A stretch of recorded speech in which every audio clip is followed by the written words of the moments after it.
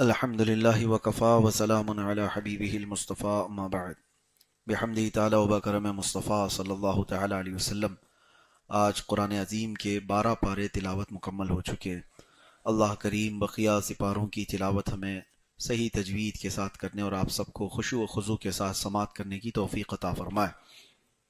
آج ہم نے قرآن عظیم کے احسن القصص کو تلاوت کیا ہے۔ اللہ تبارک و تعالیٰ اپنے رسول صلی اللہ علیہ وسلم سے یوں فرماتا ہے، نحن نقص علیک احسن القصص، اے محبوب ہم آپ کو سب سے بہترین قصہ سنائیں گے، سب سے بہترین قصہ بتائیں گے۔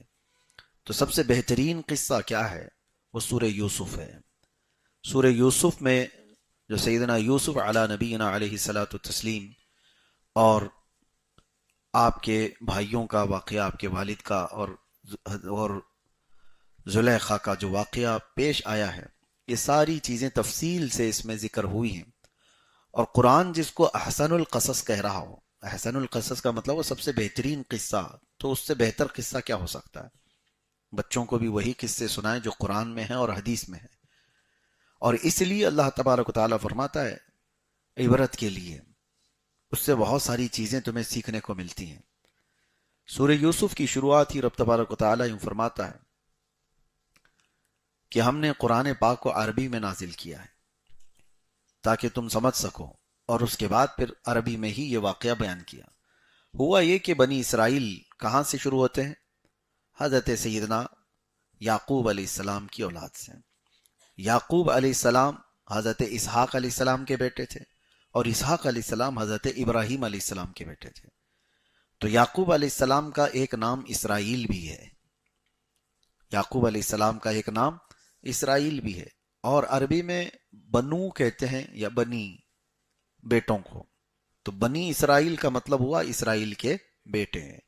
یعقوب علیہ السلام کے 12 بیٹے تھے، اس میں 11ویں نمبر پر حضرت یوسف علیہ السلام تھے۔ 10 بڑے بیٹے اور اس میں 11ویں نمبر پر حضرت یوسف علیہ السلام تھے۔ شروع میں یہ 11 ہی تھے، اور سب سے چھوٹے چونکہ حضرت یوسف علیہ السلام تھے، اور پیدائشی حسن و جمال اللہ تعالیٰ نے کمال کا عطا کیا کہ آپ کو جو لوگ دیکھتے تھے وہ پلک جھپکنا بھول جائیں۔ ہر طرح کی خوبصورتی سمیٹ کر جس میں رکھ دی گئی ہو، وہ سیدنا یوسف علیہ السلام کا جمال تھا۔ اور آپ کے والد حضرت یعقوب علیہ السلام چونکہ اللہ کے نبی بھی تھے، اور ان کے باپ بھی نبی، ان کے دادا بھی نبی، نبیوں کا گھرانہ ہے، تو یوسف علیہ السلام کو وہ اپنے قریب زیادہ رکھتے تھے۔ حضرت یعقوب علیہ السلام کی یہ محبت اتنی غالب تھی کہ دوسرے بھائیوں کے دلوں میں حسد پیدا ہو گیا، شیطان نے حسد ڈالا۔ قرآن پاک میں اللہ تعالیٰ نے اس کا ذکر یوں فرمایا ہے۔ تو وہ صرف اور صرف اس بات سے حسد کرتے تھے کہ ہمارے باپ سب سے چھوٹے والے یوسف کو زیادہ چاہتے ہیں، ہم لوگوں کو اتنا خیال نہیں کرتے۔ اور یعقوب علیہ السلام اس وقت بنی اسرائیل کے یعنی تمام یہ جو بیٹے ہیں ان کے باپ بھی، اور اس زمانے کے بڑے رسول اور نبی یعقوب علیہ السلام، اور جتنی قوم تھی اس وقت وہ سب حضرت یعقوب علیہ السلام کی پیروکار تھی، آپ کا بڑا مقام تھا۔ تو ایک مرتبہ ایسا ہوا کہ حضرت یوسف علیہ السلام نے خواب دیکھا۔ خوابوں کی تعبیر کے سلسلے میں بھی میں آپ سے کچھ عرض کروں گا، اور اس خواب کے ذکر سے یہ سورہ شروع ہوتا ہے۔ شروعات میں ہی اللہ تعالیٰ نے فرمایا انی رأیت 11 کوکبا والشمس والقمر رأیتهم لی ساجدین۔ حضرت یوسف علیہ السلام نے کہا اذ قال یوسف لأبیہ یا ابتی، یاد کرو جب یوسف نے اپنے والد سے کہا کہ میرے ابا، میں نے خواب میں یہ دیکھا ہے کہ 11 ستارے، انی 11 کوکبا، 11 ستارے، چاند اور سورج، والشمس والقمر، مجھے سجدہ کر رہے ہیں۔ 11 تارے، ایک چاند اور ایک سورج مجھے سجدہ کر رہے ہیں۔ تو یہ خواب حضرت یوسف علیہ السلام نے دیکھا اور اپنے والد سے کہا۔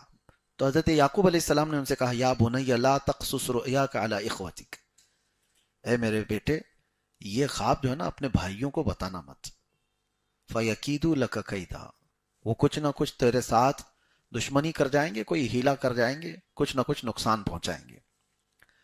اور پھر ان الشیطان للانسان عدو مبین، بے شک شیطان انسان کا کھلا ہوا دشمن ہے، کچھ نہ کچھ بھائیوں میں وہ کرے گا۔ تو خواب بتانے سے تو منع کیا، بھائیوں کو مت بتانا۔ حضرت یوسف علیہ السلام نے جو خواب دیکھا اس کی تعبیر حضرت یعقوب علیہ السلام نے بھی کچھ نہیں کہی، لیکن وہ سمجھ گئے کہ یہ آثار ہیں یوسف کے کمال کے، ان کی بلندی کے، بتاؤ مت اپنے بھائیوں سے۔ یہ بات چلتی رہی۔ اس کے بعد بھائیوں نے ایک پلان کر دیا کہ کہیں نہ کہیں یوسف کو راستے سے ہٹانا ہوگا۔ جب ابھی جوانی کو پہنچ رہے تھے، حضرت یعقوب علیہ السلام کبھی ان کو اپنے سے جدا نہیں کرتے تھے، دور بھیجتے نہیں تھے۔ بھائیوں نے سوچا کہ کس طرح سے یعقوب سے یوسف کو دور کیا جائے، ہمارے باپ سے یوسف کو دور کیا جائے۔ شیطان ان کے بیچ میں آیا اور میٹنگ کیا۔ شیطان کسی بھی شکل میں آ سکتا ہے، من الجنتی والناس، جنات میں سے بھی ہے، انسانوں میں سے بھی ہے۔ لوگوں کے تصور میں ایسا بیٹھا ہوگا کہ وہ بڑی سینگ والا ہوگا، کالے چہرے والا ہوگا، ڈراؤنی شکل کا ہوگا، ضروری نہیں، بہت خوبصورت بھی آ سکتا ہے۔ ہاں، وہ کسی انسان اور تمہارے دوست کی شکل میں ہوگا، تمہارے بھائیوں کی شکل میں آئے گا، ضروری نہیں ہے وہ سینگ والا ہی آئے گا۔ تو شیطان ان کے بیچ میں آیا اور آ کر کے انہیں مشورہ دیا کہ ایک کام کرو، یوسف کو اپنے باپ سے لے کر کے کہیں جنگل میں گھومنے کے لیے لے جاؤ اور وہاں ذبح کر کے ختم کر دو، ختم کر دو۔ یوسف جیسے ہی ختم ہو جائیں گے تو تمہارے باپ کے پاس کوئی اور نہیں رہے گا، وہ تم سے ہی محبت کریں گے۔ تو بھائیوں نے کہا کہ پھر یہ کون یوسف کو اپنے باپ سے لے جائے گا، کیسے اجازت لی جائے گی؟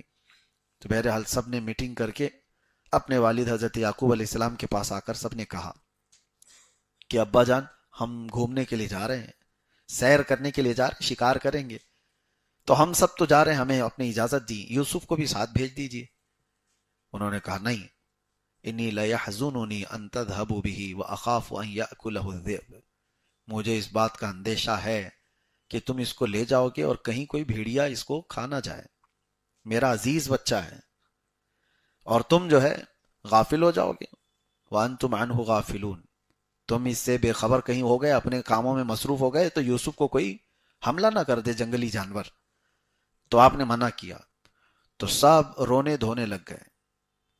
قالوا لئن اکلہ الذئب ونحن عصبۃ انا اذا لخاسرون، ابا جان ہم تو اس کے سگے بھائی ہیں، اگر ہماری موجودگی میں کوئی بھیڑیا یا کوئی جانور کھا لے جائے تو پھر ہمارا کیا مطلب رہ گیا، ہم تو بڑے گھاٹے والے لوگ ہوں گے۔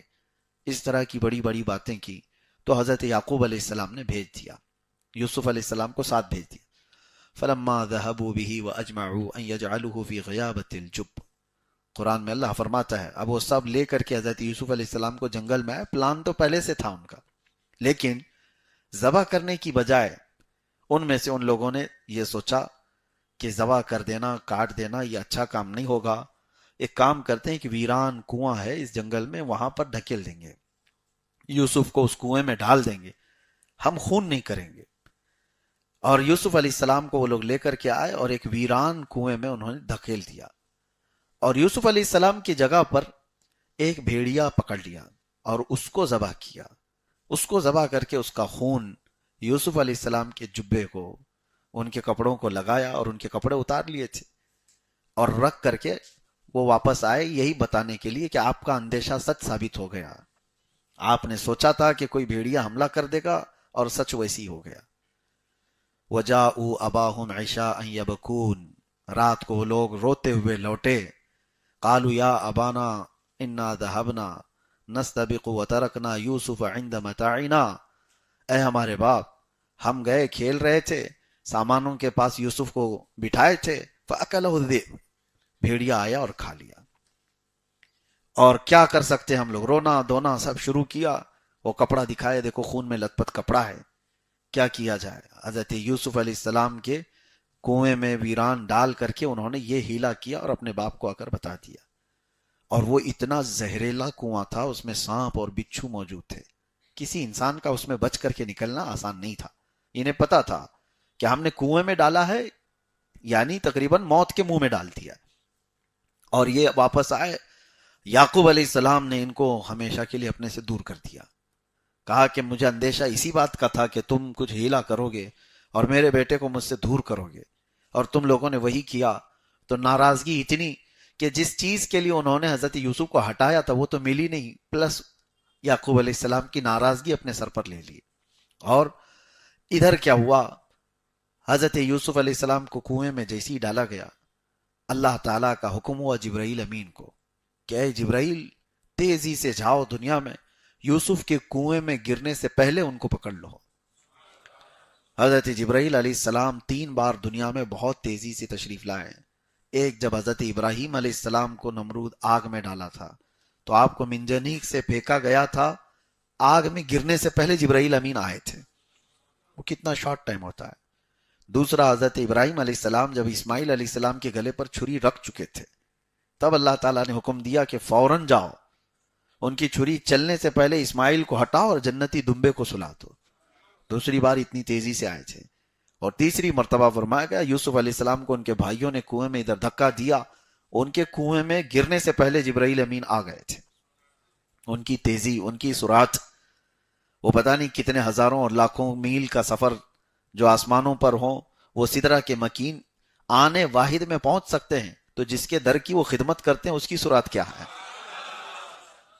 ہاں، جس کے در کی وہ خدمت پر ہیں رسول کریم صلی اللہ تعالی علیہ وسلم۔ بہرحال یوسف علیہ السلام کو کنویں میں انہوں نے اٹھا لیا اور ایک جگہ بٹھا دیا، اور موذی جانوروں کو حکم ہو گیا کہ یہ اللہ کے نبی ہیں، تمہاری غذا نہیں ہے، یوسف علیہ السلام کو کوئی ٹچ بھی نہ کرے، یہاں ان کی حفاظت پر لگ جاؤ۔ جو ایذا دینے والے زہریلے کیڑے مکوڑے یا جانور تھے اندر کنویں میں، وہ سب حضرت یوسف علیہ السلام کی حفاظت پہ لگ گئے۔ اللہ جس کو جہاں چاہے محفوظ رکھے، اور جیسے جس کو چاہے حفاظت پر بھی معمور کرے۔ وہ سانپوں کو بھی اللہ تعالیٰ حفاظت پہ لگا دیتا ہے اللہ والوں کے لیے۔ ہاں، یہ بات بعید نہیں ہے، کبھی سانپوں کو اور بچھوؤں کو بھی اللہ تعالیٰ حفاظت پر لگا دیتا ہے۔ ہاں، یہ دستور ہے رب تبارک و تعالیٰ۔ اس لیے اگر کوئی یہ کہتا ہے کہ رسول اللہ صلی اللہ تعالیٰ علیہ وسلم کے روضہ اقدس کی حفاظت کے لیے جو لوگ کھڑے ہوئے ہیں، کیا وہ لوگ عاشق رسول نہیں ہیں؟ ضروری نہیں ہے، سانپوں سے بھی اللہ نبیوں کی حفاظت کرتا ہے، ضروری نہیں ہے۔ ہاں، اب ہوا یہ کہ حضرت یوسف علیہ السلام اس کنویں میں رہے اور اسی وقت آپ کو تاج نبوت عطا کیا ہے۔ چھوٹی عمر میں، بچپن میں جن نبیوں کو نبوت دی گئی ہے وہ 3 نبی ہیں۔ ایک حضرت عیسیٰ علیہ السلام، پیدا ہوتے ہی آپ کو نبی بنا دیا گیا، اور ایک حضرت یحییٰ علیہ السلام، ان کو بھی پیدائشی نبی بنایا گیا، اور تیسرے حضرت یوسف علیہ السلام میں بہت چھوٹی عمر میں تھے، کنویں میں تھے، اس وقت آپ کو نبوت دی گئی۔ یہ نبوت عطا کرنے کی بات ہے۔ ویسے دیکھا جائے تو رسول اللہ صلی اللہ تعالی علیہ وسلم کی نبوت، میرے آقا فرماتے ہیں کنت نبیا وآدم بین الماء والطین، مجھے تو اس وقت نبی بنایا گیا جب آدم کو ابھی مٹی اور پانی سے گوندھا جا رہا تھا۔ آدم علیہ السلام کو پیدا بھی نہیں کیا گیا تھا، اس سے پہلے اللہ نبی پاک صلی اللہ تعالی علیہ وسلم نبی بنائے گئے تھے۔ بہرحال یوسف علیہ السلام وہاں پر تاج نبوت سے سرفراز کیے گئے۔ اتفاق ایسا ہے کہ وہاں سے ایک قافلہ گزر رہا تھا جو مصر کی طرف جا رہا تھا، اور اس قافلے نے وہاں پڑاؤ کیا، کنواں دیکھا، پانی ہوگا، تو قافلہ وہاں پر رکا، انہوں نے ڈول ڈالا، اور جیسے ہی ڈول ڈالا تو یوسف علیہ السلام اس ڈول کو پکڑ کر کے اوپر تشریف لائے۔ تو انہوں نے دیکھا یا بشرا ھذا غلام، یہ کیسا خوبصورت نوجوان ہے، دیکھتے ہی لوگوں کی آنکھیں چندیا جائیں۔ اور وہ جنہوں نے ڈول ڈالا تھا یوسف علیہ السلام کو لے کر کے، وہ امیر قافلہ کے پاس لائے، کہا کہ دیکھو اتنا حسین اور اتنا خوبصورت نوجوان کنویں سے نکل کر کے آئے۔ اور قافلے والوں نے دیکھا صحیح سلامت اچھے ہیں تو قافلے میں اپنے ساتھ لے لیا، لیکن وہ جس راستے سے گزرتے تھے تو لوگ دیکھنے کے لیے جمع ہو جاتے تھے۔ آپ کی چمک اتنی تھی، آپ کی خوبصورتی ایسی تھی کہ رات کی تاریکی میں بھی جائیں تو اجالا نظر آئے آپ کے چہرے پاک پر، تو لوگ دیکھنے لگ جاتے تھے۔ امیر قافلہ نے سوچا کہ فری میں کیوں دکھائیں، مفت میں کیوں دکھائیں، تو بازار مصر پہنچ کر یوسف علیہ السلام کو دیکھنے کے لیے ایک ایک اشرفی قیمت لگائی گئی، ایک ایک سونے کا سکہ دو اور دیکھو۔ یہ خبر پھیل گئی کہ دنیا کا ایک حسین ترین نوجوان لایا گیا ہے، جسے دیکھنے کے لیے سب لوگ جمع ہونے لگے، ایک ایک سکہ دیتے اور دیکھتے۔ شام تک یہ قیمت بڑھ کر کے 10 سکوں پر آ گئی۔ 10 سونے کے سکے دو اور یوسف کو دیکھ کر جاؤ۔ پھر دوسرے دن 100 سکے دینے پڑے۔ ان کی تجارت تو چلی رہی تھی، دیکھنے والوں کی کمی ہی نہیں تھی۔ کون لوگ تھے جو اس طرح سے خرچ کر کے دیکھتے تھے؟ یہ اللہ کا نظام ہے۔ رب تبارک و تعالیٰ کا نظام ہے۔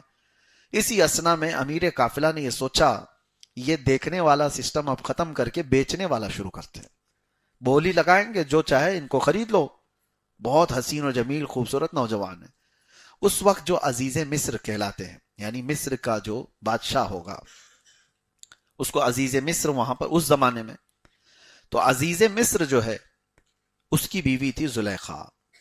زلیخا نے بہت ساری روایات ہیں اس میں، حضرت یوسف علیہ السلام کے حسن کو خواب میں دیکھا تھا، اور وہ حقیقت میں جس وقت دیکھی وہ دل دے بیٹھی، اور ان کو یہ تھا کہ زلیخا کو کہ کسی نہ کسی صورت میں یوسف کو خریدا جائے۔ بڑے بڑے لوگ بولی لگاتے رہے، اور کئی لوگ اپنے سونے کے سکے چاندی کے سکے بھر بھر کر لائے، بولی لگتی گئی۔ اب چونکہ عزیز مصر بادشاہ مصر کی بات تھی، تو تقریباً سلطنت کا ایک بڑا حصہ دے کر کے حضرت یوسف علیہ السلام کو خرید لیا گیا، اور زلیخا لے کر کے آئی اپنے محل میں اپنے شوہر سے کہہ کر کے، تو اور اس کے بعد ہر گھڑی یوسف علیہ السلام کے ارد گرد ان کی خاطرداری کرنا، تو لوگوں میں ایک بات پھیل گئی کہ زلیخا اپنے شوہر کے ہوتے ہوئے ایک جوان لڑکے کے پیچھے دیوانی ہو گئی۔ انا لنراھا فی ضلال مبین، لوگوں نے کہا کہ ہم نے تو دیکھا ہے یہ قد شغفھا حبا، یہ اس کی محبت میں گم ہو چکی ہے، وارفتہ ہے، اور یہ گمراہی کی طرف تو نہ چلی جائے۔ تو زلیخا کو جب یہ طعنے سننے کو ملے کہ سب عورتیں کہہ رہی ہیں شہر میں یوسف کے پیچھے دیوانی ہو گئی ہوں، تو انہوں نے دیکھا تھوڑی نہ تھا یوسف کو۔ فلما سمعت بمکرہن ارسلت الیہن واعتدت لہن متکئا، تو زلیخا نے ایک دعوت کی اور کہا شہر کی جتنی بڑی امیر خواتین ہیں سب کو دعوت میں بلایا، اور بلا کر ان کو سب کو کھانا کھلانے کے بعد اعزاز کے بعد ہاتھوں میں ایک ایک لیمو اور ایک ایک چاقو دیا، اور کہا میں جس وقت کہوں اس لیمو کو کاٹ دینا۔ وآتت کل واحدۃ منہن سکینہ، سب کو ایک ایک چاقو دی۔ وقالت اخرج علیہن فلما رأینہ اکبرنہ وقطعن ایدیہن وقلن حاش للہ ما ھذا بشرا، جیسے ہی یوسف علیہ السلام کو زلیخا عورتوں کے اس حال میں لے آئی اور حکم دیا کہ ساری عورتیں اپنے اپنے ہاتھوں میں موجود لیموں کو کاٹ دیں، وہ عورتیں یوسف علیہ السلام کی جھلک کیا دیکھیں، دروازے سے داخل ہوتے ہی ان کے ہاتھوں سے لیمو چھوٹ گیا۔ قرآن میں ہے کہ انہوں نے انگلیاں پوری کاٹ لیں، تیز چاقو دی گئی تھی، اور یہاں تو قرآن میں وقطعن ایدیہن، ہاتھوں کو کاٹ لیا انہوں نے، لیکن اکثر حصہ یہاں پر کٹ گیا عورتوں کا۔ اور کیا کہا وقلنا حاشا للہ ما ھذا بشرا ان ھذا الا ملک کریم، یہ بھی کہا گیا کہ یہ تو انسان ہی نہیں ہو سکتا، یہ تو کوئی اترا ہوا فرشتہ نظر آتا ہے، یہ کوئی فرشتہ ہے، ہم نے ایسی صورت دنیا میں دیکھی ہی نہیں ہے۔ پھر اس کے بعد وہ تو معاملہ ہوا، یوسف علیہ السلام کے جانے کے بعد ان کو پتا چلا کہ ہم تو لیمو نہیں اپنا ہی کاٹ چکے ہیں، انگلیاں کٹ گئی۔ میرے عزیزو یہ عام بات نہیں ہے، سننا آسان لگ رہا ہوگا، عورت ذات انگلی کاٹ لے، ہوگا نہیں، کاکروچ سے ڈرنے والی، چھپکلی سے اچھل کود کرنے والی، اور اس کو تھوڑا سا ٹچ کیا ہو جائے وہ کتنے دن ہا ہو کرتی رہے، اور ایسی عورت ذات اگر انگلیاں کاٹ لے یا اس کی کٹ گئی ہوں اس کو درد نہیں ہوگا؟ انسان کی ایک کیفیت ہوتی ہے، انسان کی ایک کیفیت، اس کو کہتے ہیں محویت، غرق ہو جانا۔ محویت کیا ہے؟ یہ انسان کے ذہن و دماغ پر کسی ایسی چیز کا غلبہ جس میں وہ ڈوب گیا ہو، تو جب وہ اپنے آپ میں نہیں ہوتا ہے تو اسے کسی درد کا احساس ہی نہیں ہوتا، کسی درد کا احساس نہیں ہوتا، اور یہ محویت کسی بھی حال میں آ سکتی ہے۔ اب وہاں پر وہ جمال یوسف کو دیکھ کر کے وہ مہ ہو گئی تھی۔ اسی طرح کی بات حضرت مولا علی کرم اللہ وجہہ الکریم، آپ کی پنڈلی میں ایک تیر چبھ گیا تھا اور اس کو نکال نہیں پا رہے تھے، پنڈلی میں گوشت میں پھنسا ہوا۔ تیر کیسے ہوتے تھے جانتے ہیں؟ سامنے سے جو نوکیلے ہوتے تھے اور اس کے بعد پھر ان کے پیچھے اس طرح کے دانت لگے ہوتے، اگر گھس گیا تیر واپس کھینچا جائے تو گوشت کے ساتھ باہر آئے گا۔ تیروں کی شکل اس طرح بنائی جاتی تھی، تو ان کی پنڈلی میں گھسا ہوا ہے، تو وہ اتنی شدت کا درد تھا کہ اس کو کوئی نکال نہیں سک رہا تھا۔ تو پھر مشورہ یہ ہوا کہ حضرت مولا علی کرم اللہ وجہہ الکریم جب نماز میں مصروف ہو جائیں تب نکالا جائے۔ تو آپ نماز پڑھنے لگے تو اس حالت میں جب وہ قرت میں مصروف ہوتے تھے تو لوگوں نے پیچھے سے تیر کھینچ کر نکالا، حقیقت میں اس کے ساتھ گوشت لگ کر باہر آیا، نہ آپ کی نماز ٹوٹی، نہ قرت کم ہوئی، کچھ نہیں۔ اور سلام پھیرنے کے بعد آپ پاؤں پر ہاتھ رکھ کر پوچھتے ہیں یہ تیر کب نکالا گیا؟ یہ محویت ہوتی ہے جب اللہ کی یاد میں، محبت میں غرق ہو جائے بندہ، محبت مصطفیٰ صلی اللہ تعالی علیہ وسلم میں یہ کیفیت آ سکتی ہے۔ تو وہاں جو عورتوں کو یہ کیفیت آئی تھی، اور قرآن میں ہے کہ ان کی انگلیاں جو کٹ گئیں، تو وہ جان بوجھ کر کے تو نہیں کاٹیں، بلکہ وہ کچھ اور دیکھ رہی تھی اور ہاتھ سے کٹ گئی۔ ایسا ہو سکتا ہے آپ کچھ اور دیکھ رہے ہو اور کر کچھ رہے ہو، تو ایسی حالت میں بھی درد کا احساس کم ہوتا ہے۔ اور یہ محویت آج کے بچوں میں تو گیم میں ہے۔ ہاں، ان کو دو چار پیچھے سے تھپڑ مار کے بھی چلے جاؤ، ان کو پتا بھی نہیں ہوگا کس نے مارا، پتا بھی نہیں ہوگا، کیونکہ محویت ہے ان کی، وہ غرق ہیں کسی اور چیز میں۔ اور اس حالت میں وہ جب وہ ڈوبے ہوئے ہوں گیم کھیلنے میں، وہ ان کے سامنے کوئی بھی چیز لے جا کر کے رکھ دو، سب کھا لیں گے۔ وہ کوئی بھی چیز رکھو، وہ تو ایسا نہیں ہے کہ چاکلیٹ یا چپس رکھو، وہاں گوبر بھی رکھو تو ہاتھ جائے گا اور کھا لیں گے۔ محویت ہے، اسے احساس بھی نہیں ہوگا۔ تو انسان کی ایک کیفیت ایسی آتی ہے جو مہ ہو جاتا ہے آدمی۔ اللہ تعالیٰ ان بری محویت سے ہماری حفاظت فرمائے اور حب مصطفیٰ میں مہ عطا فرمائے۔ اعلیٰ حضرت نے کیا دعا کیا ہے مدینے جانے کے بعد؟ اعلیٰ حضرت فرماتے ہیں ایسا گما دے ان کی ولا میں خدا ہمیں، ایسا گما دے ان کی ولا میں خدا ہمیں۔ ولا کہتے ہیں محبت میں، اے اللہ ان کی محبت میں ایسا ہم کو گم کر دے، ڈھونڈا کریں پر اپنی خبر کو خبر نہ ہو، ڈھونڈا کریں پر اپنی خبر کو خبر نہ ہو۔ یہ غالب نے جو کہا تھا، اعلیٰ حضرت نے اس کے جواب میں کہا ہے، کوئی امید بر نہیں آتی، کوئی صورت نظر نہیں آتی، ہم وہاں ہیں جہاں سے ہم کو خود ہماری خبر نہیں آتی۔ یہ غالب نے کہا تھا ہم وہاں ہیں جہاں سے ہم کو خود ہماری خبر نہیں آتی، لیکن یہ دنیاوی محبت میں غالب نے کہا تھا۔ اور اعلیٰ حضرت نے کہا ایسا گما دے ان کی ولا میں خدا ہمیں، ڈھونڈا کریں پر اپنی خبر کو خبر نہ ہو۔ بہرحال حب مصطفیٰ صلی اللہ تعالی علیہ وسلم میں اللہ محویت عطا فرمائے۔ یہ یوسف و زلیخا کا واقعہ، ہاں اسی بات میں یہ بھی کہا گیا، امام اعظم ابو حنیفہ رحمۃ اللہ تعالی علیہ سے منسوب، کہ آپ سے سوال ہوا تھا کہ ایک بدبخت اور ایک مومن کی روح نکالنے کا انداز الگ الگ ہوتا ہے، تو آپ نے اس سے یہی کہا تھا یہ واقعہ پڑھو سمجھ میں آئے گا۔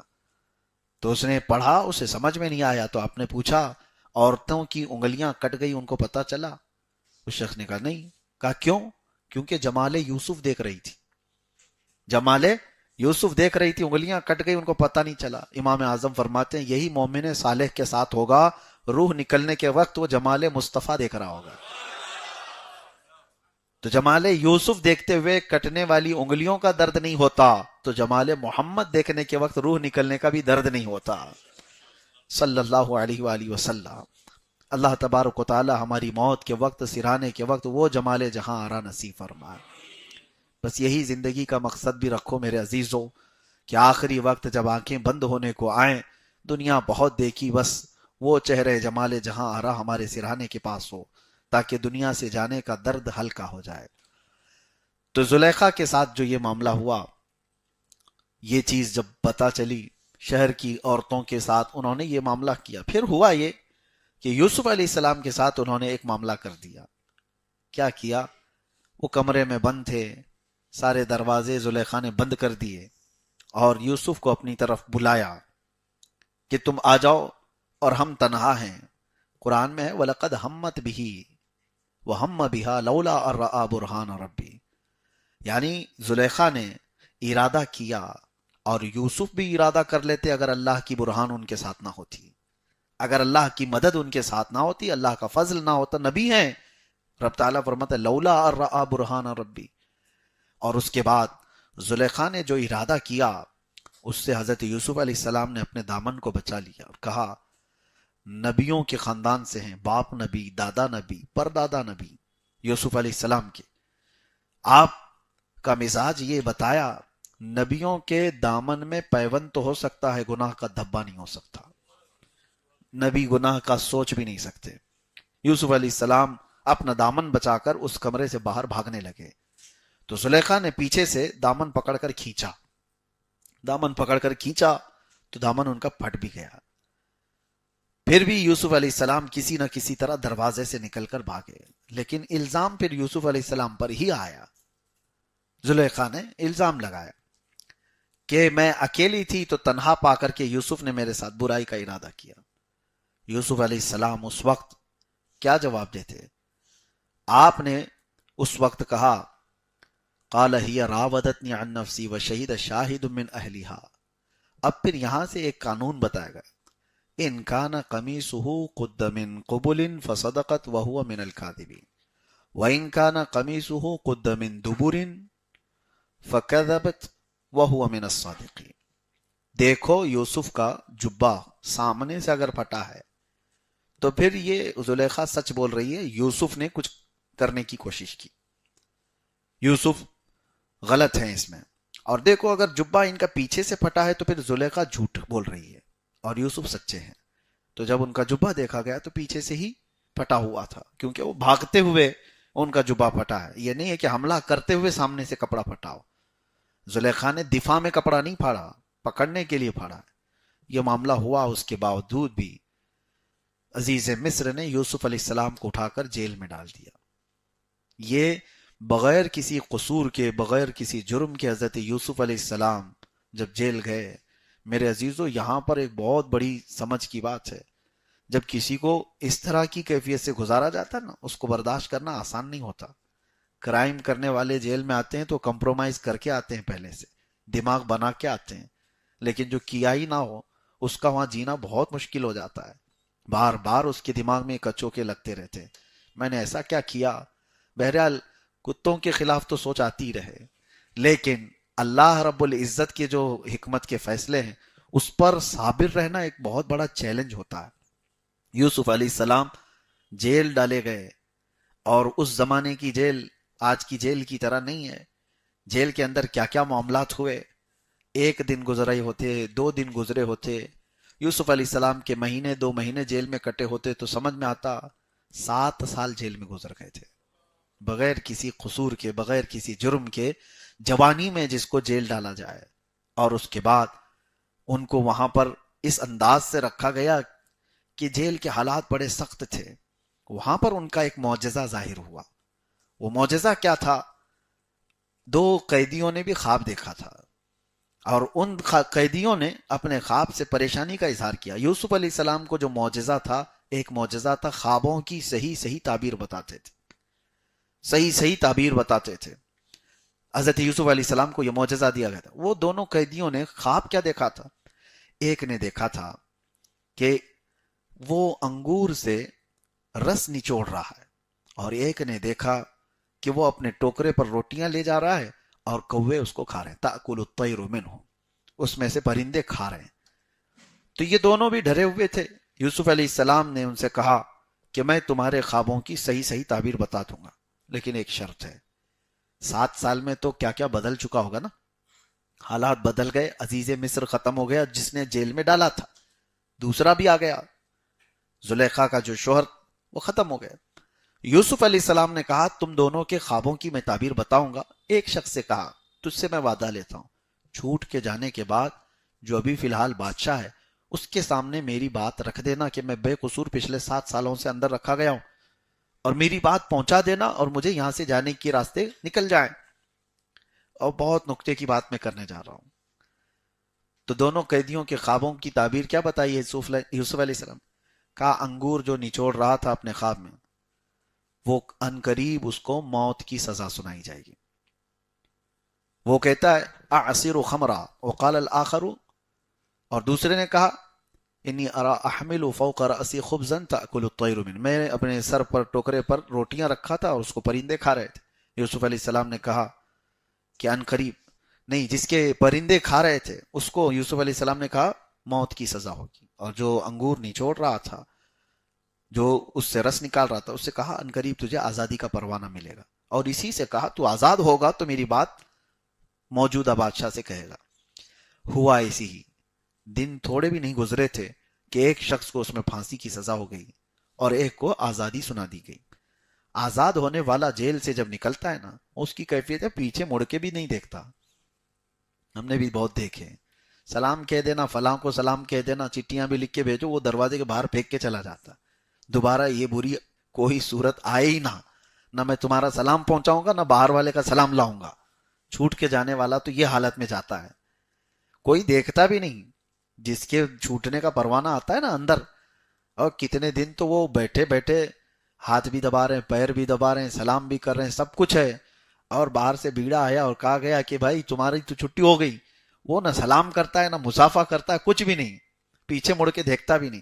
حتیٰ کہ اپنے کپڑے، وہ الگ الگ ایک میتھ چلتے رہتے ہیں جیل کے اندر، جو ہے کوئی بھی چیز اپنی چھوڑنا بھی نہیں چاہتے، کیونکہ قیدیوں نے ڈرا کے رکھا ہے کہ اگر کوئی کپڑے چھوٹے ہیں تو واپس اندر آئے گا، وہ کپڑے تجھے واپس لے آئیں گے.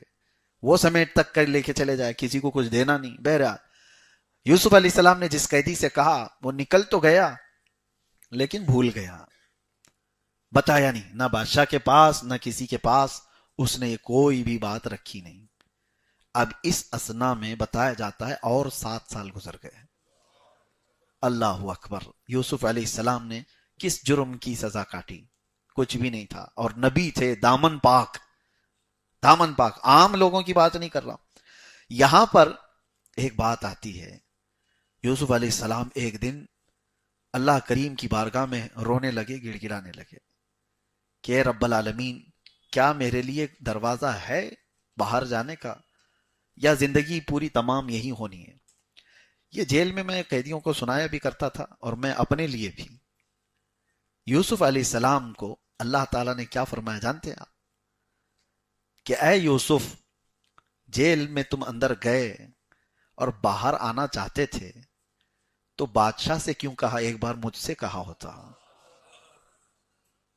بادشاہ کے سامنے تم نے اپنی سفارش کیوں بھیجی؟ اللہ کو یہ بھی گوارا نہیں.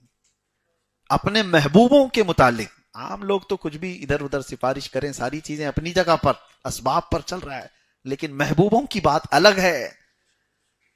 وہ انبیاء ہیں، وہ نبی ہیں. رب تبارک و تعالیٰ فرماتے. پھر حضرت یوسف علیہ السلام کو احساس ہوا، اور اس کے بعد کہا اب تو جانا ہی نہیں. میں نے بادشاہ کے سامنے اللہ کو چھوڑ کر دوسرے کے سامنے سفارش کیوں کی؟ میں نے دوسرے سے امید کیوں لگائی کہ بادشاہ چاہے گا تو چھوٹ جائے گا؟ رب تبارک و تعالیٰ کی ناراضگی کا سبب بنا. اور اس کے بعد جب آپ کو احساس ہوا، تبھی آپ کے چھوٹنے کا وقت بھی آ گیا. اور جو چھوٹنے کا وقت آیا، اس وقت آپ کو آ کر کے سنایا گیا کہ چلو یوسف، اب بادشاہ وقت آپ کو بلا رہا ہے. کیونکہ بادشاہ بھی ایک خواب دیکھا تھا اور اس کو بھی تعبیر نہیں معلوم تھی.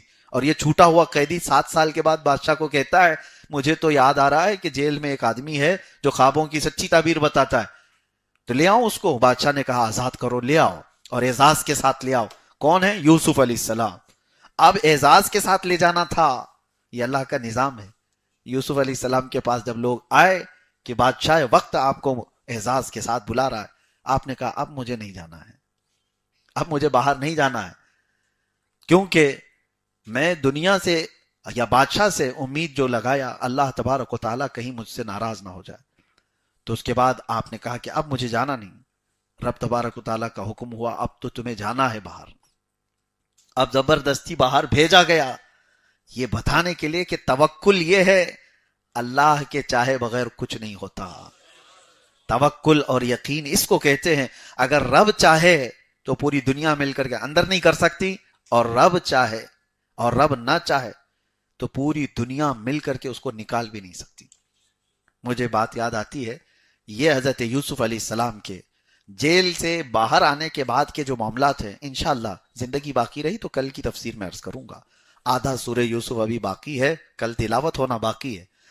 میں ایک دن دروازے پر آیا، ایک نوجوان کو دیکھا اندر، وہ تو 4-5 دن کا آیا ہوگا، تازہ تازہ قیدی تھا. تو وہ دیکھا، کہا مفتی صاحب، اور میں تو ملاقات کے لیے نمبر لگایا ہوا تھا. وہ دیکھ کر کے رونے لگا، آنکھیں لال کر کے. اس کے بعد اس نے ایک بات کہی، کہا کہ حضرت اگر ہم باہر چاہیں، ہم جو ہے 10,000 نوجوانوں کو لے کر کے آ جائیں گے اور ان سے کہیں گے ان سب کو اندر رکھ لو اور ان کو باہر کرو. اتنے سارے لوگ تیار ہیں، اندر آ جائیں گے اور آپ باہر چلے جائیں. میں نے کہا کہ ہو سکتا ہے 1,00,000 لوگ بھی اندر آئیں، ہماری محبت میں 1,00,000 لوگ بھی اندر آئیں ہمارے باہر نکالنے کے لیے. لیکن جس کو چاہیے وہ 1 لاکھ نہیں چاہیے، وہ ایک ہی چاہیے ان کو، وہ 1 لاکھ ان کو نہیں چاہیے، وہ ایک چاہیے۔ تمہارے 10,000 یا 1 لاکھ اندر لانے کا کوئی حاصل نہیں۔ اس وقت ایک بات میں نے عرض کیا تھا، وقت کی بڑی بڑی طاقتیں چاہ کر کسی کو روکنا چاہیں اور اللہ نہ روکنا چاہے تو کچھ نہیں ہوگا، اور اگر اللہ نے روک رکھا ہے تو پھر تم سارے اسباب ٹرائی کر کے دیکھ لو، سارے دروازے کھٹکھٹا کے دیکھ لو، جب تک وہ وقت نہیں آئے گا کبھی وہ دروازہ کھلے گا نہیں۔ یہی توکل ہے اور یہی ایمان ہے۔ اللہ تعالیٰ اس پر کہنے سے زیادہ عمل کی توفیق عطا فرمائے۔ جب ریئلٹی ہو، پریکٹیکلی ہو نا، تو ایک بڑا الگ مسئلہ ہوتا ہے۔ آپ زندگی میں یہ طے کر کے چلیں کہ اللہ تبارک و تعالیٰ جس وقت چاہے گا، ہاں اسباب کے ساتھ ہمیں چلنا ضروری ہے، بیمار ہوا تو ڈاکٹر کے پاس جانا ہے، لیکن اگر اللہ نہ چاہے تو 70 ڈاکٹر مل کر کے بھی کچھ نہیں کر سکے۔ اور کبھی رب تبارک و تعالیٰ بڑی سی بڑی بیماریوں کو کسی ہلکے ذریعے سے بھی اسے شفا دے دیتا ہے۔ تو امید اور یقین اللہ کی ذات سے لگائے رکھیں، اور اسی کو کہا گیا ایمان ہے۔ اور تقدیر کس کا نام ہے؟ تقدیر پر ایمان رکھنے والا ہی مومن ہے۔ جو کچھ بھی زندگی میں اچھا یا برا ہوگا وہ اللہ کی مرضی سے ہوگا۔ رب تبارک و تعالی ہمیں ان واقعات سے اور قرآن پاک کی ان آیات سے درس لینے کی توفیق عطا فرمائے۔ وآخر دعوانا ان الحمد للہ رب العالمین۔ السلام علیکم۔